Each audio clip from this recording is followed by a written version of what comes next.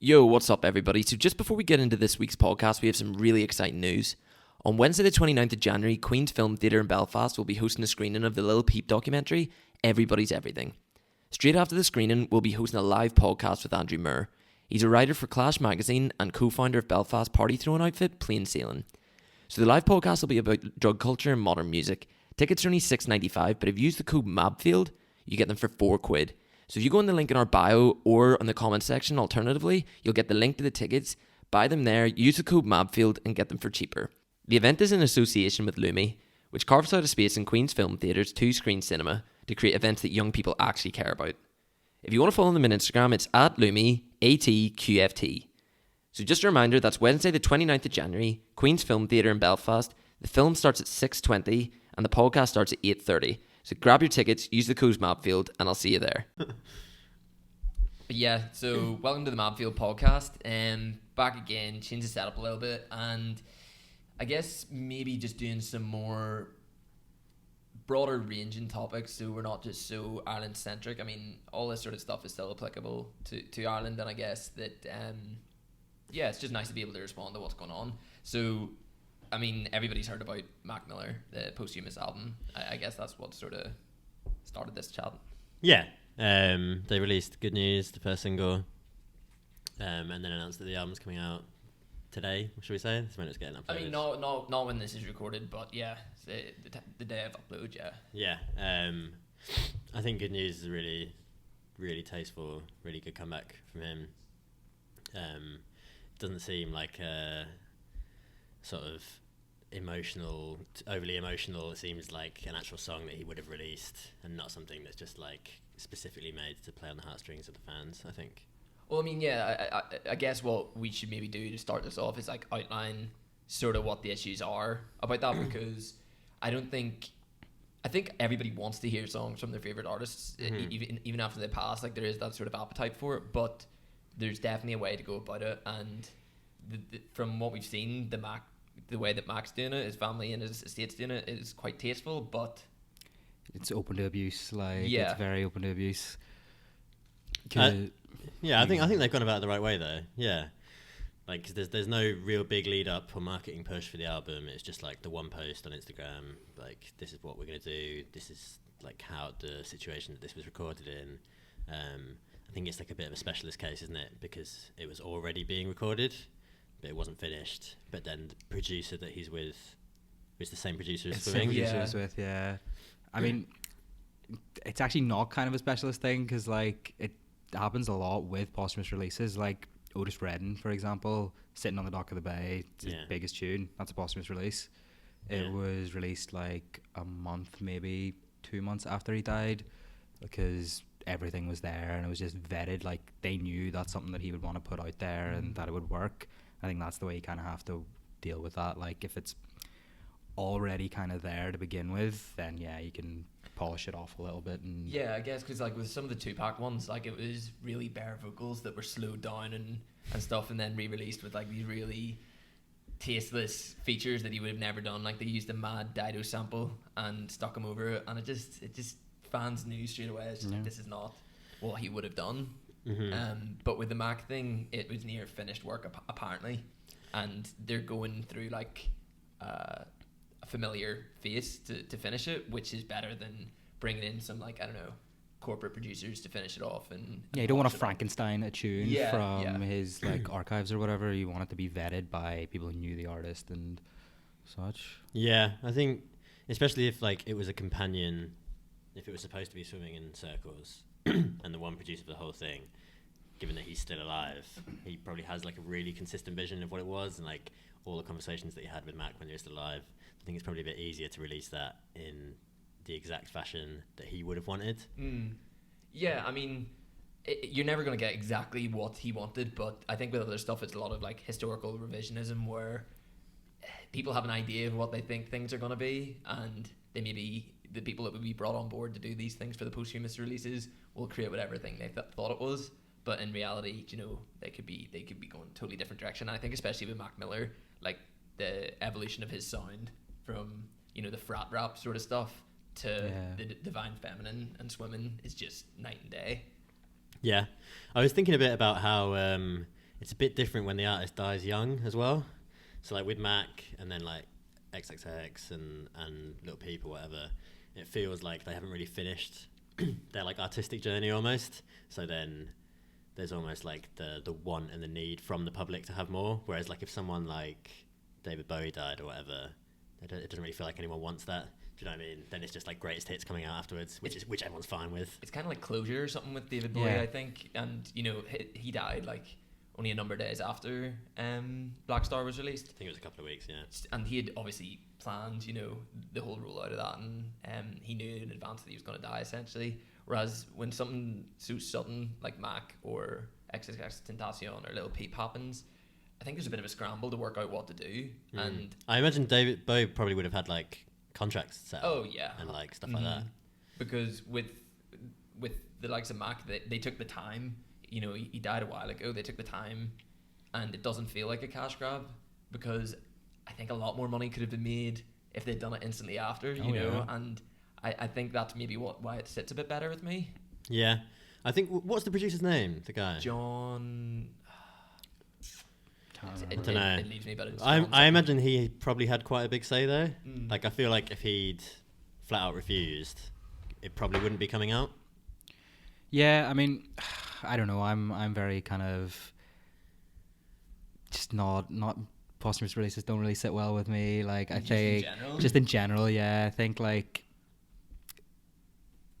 art in any form should be representative of the individual, and that's that. Like if they don't vet it, then don't leave it. Like Lil Peep and XXX, for example. You know, what was that tune they released? Is it Fallen?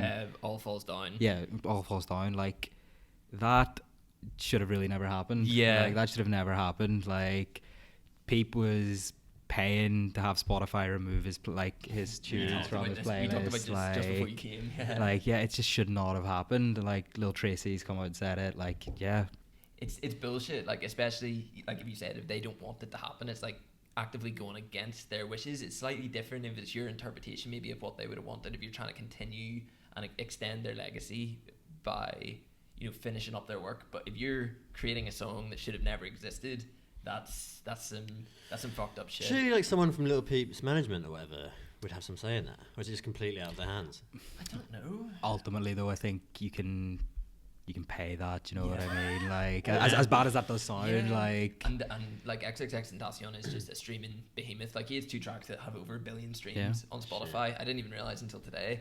And like the whole thing with that is that when Lil Peep's album was coming out, the listening parties, they played it, there's no features, and it was all him, and they were like, oh, this is a really tasteful way to do this, you know, this is probably what he would have wanted.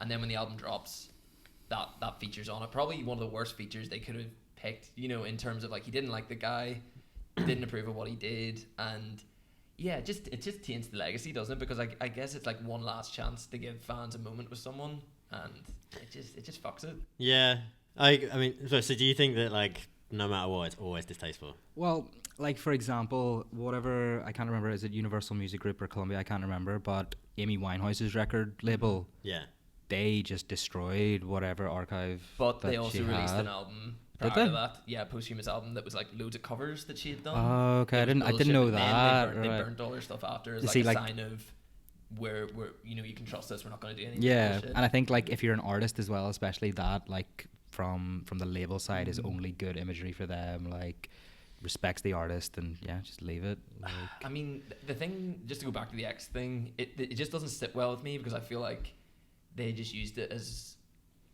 not just in terms of getting streams, but they managed to just rebrand him as, before I knew him as kind of the, you know, part of the emo wave and was hyper aggressive, you know, beat up his girlfriend, all this shit, but they've rebranded him as some like positive figure, and you just always see those like quotes floating around Instagram and Tumblr and all this shit, and you're like, this is not how he was known at the time, really, and they've reimagined him, and they're able to just make so much money off it. It's bizarre. I think with that though as well, I remember people saying stuff like that before he died as well. I mean, not for that long, but like I remember at the time it was like, oh yeah, he's on the path to change and like blah blah blah, and I think they've sort of taken that and ran with it and just been like, oh yeah, like he was a gent now, like a great guy. Like, well, it's like people get romanticized so much more when they're dead, so whatever memory you have of them is just going to be amplified totally when they die. I I mean, and then with Juice World, it's just inevitable. There's something that's going to come out. I'm with really him, scared to see what's going to happen with Juice WRLD, like, to be honest. I can 'cause- totally see him just being pimped out completely. Yeah. totally see it. Yeah, I think that definitely will happen. It feels like it's gone quiet for a while now, though. It has. I mean, what's the difference between the likes of, because Mac Miller, for some reason, it hit me so much harder than a lot of the other ones, and I've always been a fan, but it's not unexpected that he died. Let's be honest. Like people. Exact same with me and Juice WRLD. Like, yeah. It's not unexpected. But what's the difference between him and the feeling surrounding him than, say, I don't know, Pac or Biggie or something like that? In what way? Well, I guess maybe we're from a different generation, but say, what other artists have died in recent years? Younger artists, because there's definitely, I think there's a different feeling around Mac Miller, and it's definitely one of, because like I remember when Goldlink posted that thing on Instagram, like disrespecting him, and people went fucking mad about it, and people are so ready to jump to his defense. Do you think it's just because he was such a genuinely nice guy and his music really resonated with people? Yeah, I think people. Yeah, I think that is probably a big part of it. Yeah, he's more of like archetypal lovely dude, whereas like I don't really like X at all, but like a lot of people do. Whereas like you can sort of fight over that. Whereas everyone loves Mac, and like they've sort of seen his journey from like the frat rapper like all the way to like the person that makes like nice like the divine feminine and all that kind of stuff. So I think people feel a bit more attached to that. I think as well, there's something about the transparency of how about the transparency of like how he always felt, and the way he struggled, that made people resonate with him and made people almost more attached to him because they felt that they were moving with him or whatever, and they could the music could resonate whatever they're going through. Yeah, I think people attach to him in a different way though from the other guys that have died recently. I think like with Lil Peep and XXX, it's a bit more like fans are like sort of almost tied to that emotional aspect of it. Like it really like means something to them in like their darkest place. Whereas Mac is a bit less of like deeply personal like that. Yeah. Do you think though the latest music video that came out, it felt like a celebration of Mac rather than like we miss him so much? It felt more like we're celebrating the life of this guy. Yeah, I think because I've been watching a few Lil Peep videos recently. And like a lot of the ones that have come out since died, all the videos are just like, it's just clips of him performing at shows. And it just feels a bit pointless. Yeah. Whereas that Mac one feels like it was an idea that someone had that they then went through, and like it could have been made if he was still alive. Have you seen all the Easter eggs from it? So like, it's like loads of illustrations and different points, and they're all derivative of different photos of him and different moments of him. Okay, yeah. So like, there's a part where I think he's like playing golf, and like people have aligned all the photos on Reddit of where it actually comes from. It's really cool. Like there's obviously a crazy amount of time and effort went into it, and I think even just the tone, they picked the right song. But like you said, I think it's so important that it was released by the sounds of it because it was the second part, and it's going to make the whole series make sense to people. And I guess it's like giving one last insight. Yeah, closure. It's like giving one last insight into what he wanted before he died, how he was thinking, and yeah.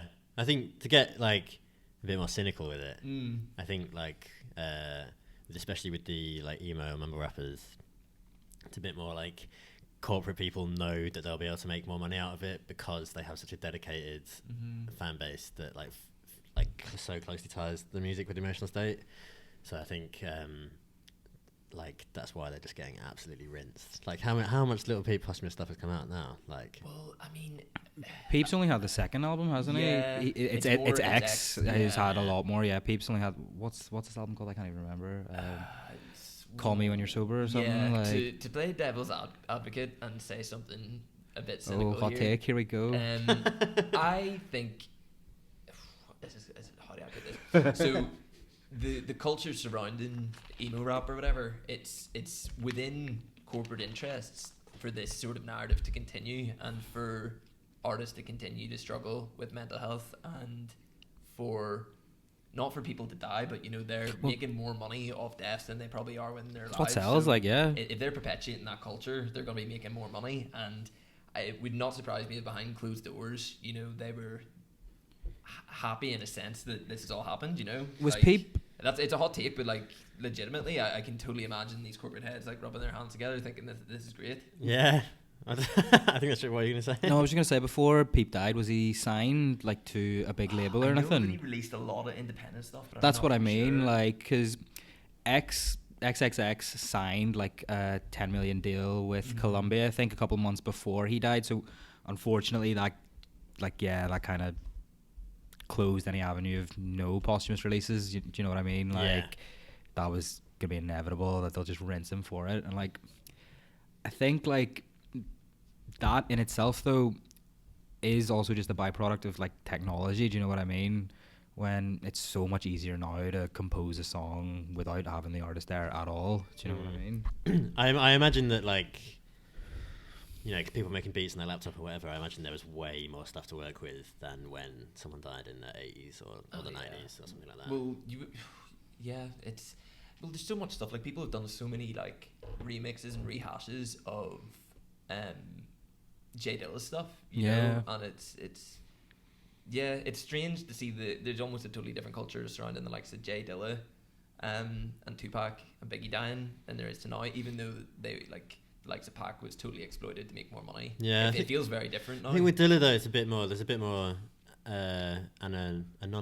anonymity.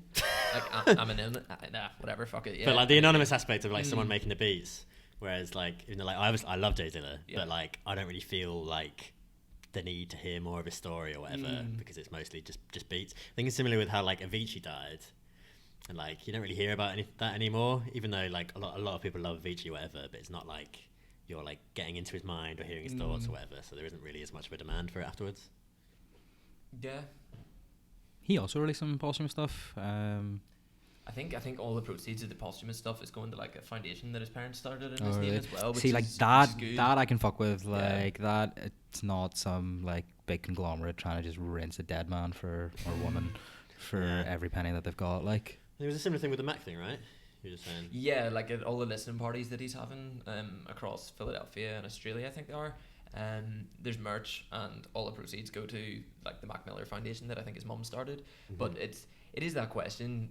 Essentially, it's how do we keep? I think whatever the quote was that his parents put on Instagram, it's like how do we keep it sacred and it enjoyed in the way it should be. I think it's a very difficult thing to do, and if his estate go around this the way we're thinking they're going to do it, then I think they'll have nailed it. I think they'd have to leave it after that. If they started releasing more stuff, it would feel disingenuous. It would look so bad. Yeah. Like, especially if they come out with the whole like, oh, this is the final album, blah blah blah, and then just 6 months later they just release like B-sides by Mac Miller. Yeah, I mean the whole thing is though, like record labels, like people are becoming savvy to this. Like we, like fans all know that they're going to be trying to make money off this. So I think record labels have to think of new ways and new to make revenue, because like they're still making money off Michael Jackson, off all this stuff. Like it's insane. Yeah. But now I think with just to play devil's advocate, is there maybe a longer term look at this Mac Miller thing where they're thinking the way to play it is to give back and to create foundations.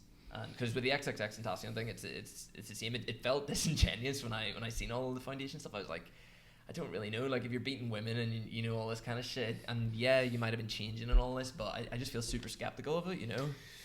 Yeah. What, like they're playing it really well on purpose to get goodwill and then make more money off it later. Yeah, I mean in terms of like, because like with X, they've reimagined him, and you can. And it wouldn't be reimagining Mac, but you shape the legacy that's going to be there essentially through social media and through whatever press and all you do. Like you can create the cult of Mac Miller through whatever way. Like I don't believe that that's what's going to happen. Just to clarify, but I think that's what a lot of entities are going to start doing. Yeah, it's an interesting thought. I wouldn't be surprised, to be honest. I mean, these people fucking love money.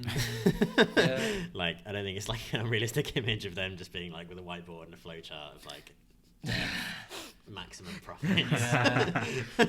Death equal dollar. Yeah, like it's literally all just them having a pie. But yeah, I'm not sure. It seems more like with the Mac one, it is more coming from his family. Like it didn't really seem like a very corporate message, the one that they put on Instagram. So I can't see that happening, to be honest, with him. But with the others, yeah, I think it's fair game, isn't it? If you died, Dylan, how would you want your music to be consumed? I guess, like, from my perspective, you'd want people to enjoy it and to connect with it still. So you'd want it to be as widespread as possible, but it's the stuff that you created that's like a moment in your life that you want to be consumed, and the message you're trying to spread. And if you have like a half-baked idea that someone else jumps on and manipulates and releases, that's not them really connecting with you, is it? It's like a false representation of what you've been doing. So yeah, it's like a ghost. I guess I would want, like, if it wasn't finished, I'd maybe want close collaborators to finish it up potentially and release it, just as that, and leave it at that. If it was close to being finished, if not, I'd probably leave it, to be honest, because there's not much point. But I mean, no one would fucking listen to my music anyway. So so what you're saying is, I'm allowed to curate and put out all of your Lucy's that you've made. No. Man, I've already got them on pending uploads. Like all the unreleased podcasts with Drake that we haven't released. The Peggy one. Yeah, it's gonna finally come out. Mabfield one. It's gonna see the light of day. No, I think it's just about, like, I mean, people know what most people would want, realistically. Like, you're gonna know what your close friend would want, and I don't think if I died and it was nearly finished and one of you finished it up or whatever and released it and that was it, I think I'd be fine with that, you know what I mean? Yeah, I think another aspect of it is like the family aspect of it. Like, for all we know, someone like Lil Peep or X could have had a conversation with their mum or whatever and just been like, yeah, just release all the shit, make as much money as you can off it. Like, I don't really care if it's half baked or if you just use some ideas, like, as long as you're like doing well from it. I didn't think of that, actually, and I guess we didn't. that is one thing actually, though, that I read, that for both Peep and Triple X, that their mums are big driving, especially for X, their mums are big driving factors, like beyond the posthumous releases. Because they're both like single mums, I think. Yeah, they're like both well, raised XXX is I don't know about. Yeah, I think I'd read somewhere about their parents connecting sort of after and haven't actually talked about it because it was. Oh, really? Yeah, because I don't think there wasn't much time between both their deaths, was there? And they're both basically. There was no time at all. Artistic wave near enough. So I guess that there would have been a lot in common, but it's a strange one. But yeah, the money aspect was like, I guess I was just thinking of corporations rather than the family. You'd want all the money if possible to go to your family. Yeah, especially if like the family comes from like a disadvantaged background or whatever. Like then they'll be good and all their relatives can be good for a while. I think that's probably a pretty important aspect of it, to be honest. Yeah, I mean, I guess just with technology as well, there's such scope for people to live on in weirder ways. Like the whole Coachella, like Tupac hologram, like that was disturbing, really, to be honest. Like it was a bit weird. Yeah, see, that's what, like, I think that's where the line is for me. If the blueprint is there from the artist, like you said, there's an album that's semi-started and you go ahead and carry it on, that's fine. Like, yeah, the general recipe's there, you can add your own little things to it, but just don't start from scratch with just a few like WAV files of their voice and beats, like, do you know what I mean? Yeah, that's rough. The hologram thing is quite interesting, I think. Yeah. I wonder if like musicians just have it in their contracts now. I actually got an email not so long ago, and it was a big artist, and I can't quite put the name down. It may have been Whitney Houston, maybe not. I can't remember. But it was like... You got an email from Whitney Houston? Yeah, no. It was an email about a hologram tour for an artist. A hologram tour? Yeah. Man, that's like mad. A couple of like, dates in America. Because I know that it's like that in movies now. Because like, you know, they've had the like Star Princess Leia Wars. or whatever. Like, Yeah. apparently it's a thing now that they'll write in their contract like, you're not allowed to use my likeness after I die. Holy shit. So I imagine... Well, I mean, the technology's there to do it, so you guess you have to protect against that kind of I thing. just don't understand why the fuck you'd go and see something like that. Like, to be perfectly Yeah, honest. Yeah, exactly. Like, if like one of my favourite artists died, I wouldn't want to go and see like a hologram of them performing. It's so weird. That doesn't make any sense to me. David Attenborough was like way ahead of the curve. All those cartoons are actually dead that are part of Gorillaz. He was just hologramming them all. Like he was way ahead of the curve. So I'd go and see the Gorillaz one. Yeah, I'd be totally down for that. I mean, that's different. Like the Gorillaz hologram's different. Like but like, why the fuck would you go to? yeah, you're right. You just go watch a YouTube video. Yeah. Like, at least that's them live performing, like putting their heart and soul into it, Yeah. as opposed to CGI. It's super weird. I know they've done it with like Elvis as well. Haven't Yeah. they? But is Elvis like public? Is he Public public property. property now? Because it's been like 50 years since he died. Well, it's so weird because like I was speaking to my mum about this, and she was like, it was the weirdest thing when an Elvis song came out so long after. Like that was her first sort of experience with that kind of thing. She was saying it was so bizarre to hear modern music from him, and she was like, "Whoa, you know what's this?" But like for us, it's gonna be so common, and it's like these people's legacies depend on whatever way they manage to create the songs, like, are going to be extended so much longer than anybody else. And yeah, the people, we're going to have a completely fucked collective memory of who these artists are. Do you know what I mean? Whereas before, because they were untainted, it's whatever historically was correct about them. Whereas now, people are going to be like, oh, you know, X like loved Joey Badass and all these people that featured on his album. Where I don't know if they met, but there's definitely people on it, like Stefflon Don's on one of his albums, and they didn't meet. And it's like, are there any features on the Mac album? I don't know, actually. I don't know. I don't know. I don't think there are. I don't think there wasn't listed on the original thing. But See, again, that's the way to do it. Like, just the artist themselves. That's it. No more, no less. Like. Yeah, I agree.